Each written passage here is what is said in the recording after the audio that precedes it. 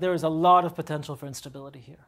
A lot of things could go wrong, especially from the backbenches of the Likud and Bennett, if there is movement. If Senator Kerry becomes Secretary of State and does things, revolts are quite likely.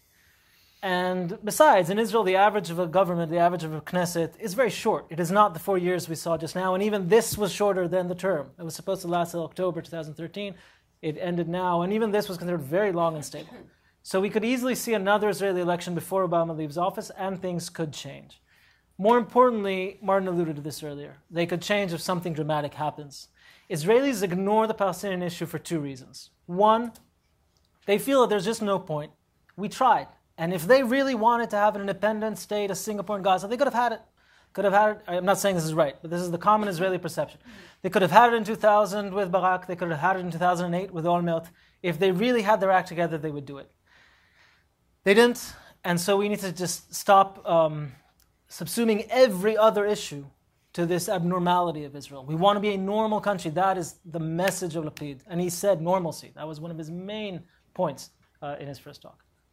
And so in a sense, what they're saying is, we couldn't get normalcy through the peace process. We're just going to decree normalcy. We're now normal. We forgot about our problem.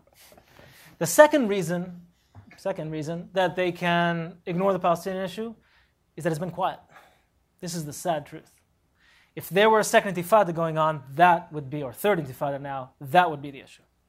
The second Intifada was traumatic. It was in the streets of Israel. If something as traumatic as that were happening, or if a peaceful third Intifada were happening on a mass scale, Israelis could not ignore. The West Bank is not somewhere far away. It is right there. Jerusalem is Israel's largest city, and East Jerusalem is going to be the capital of Palestine, according to Palestinians. So this is where it is. And so Israelis won't be able to ignore it. The last thing is, to quote a certain Martin Indyk many times, the Iran question can have a lot of effect on this. The Middle East might change a lot. Iran is still the number one issue. It's, as Israelis say, it's the 3 most important issues for Netanyahu are Iran, Iran, and Iran. And this is still true. This is still true in the next year or two. If things move on that one way or another, a lot could change. And if there's linkage between that and other issues, if the U.S. takes some leadership on this, a lot could still happen.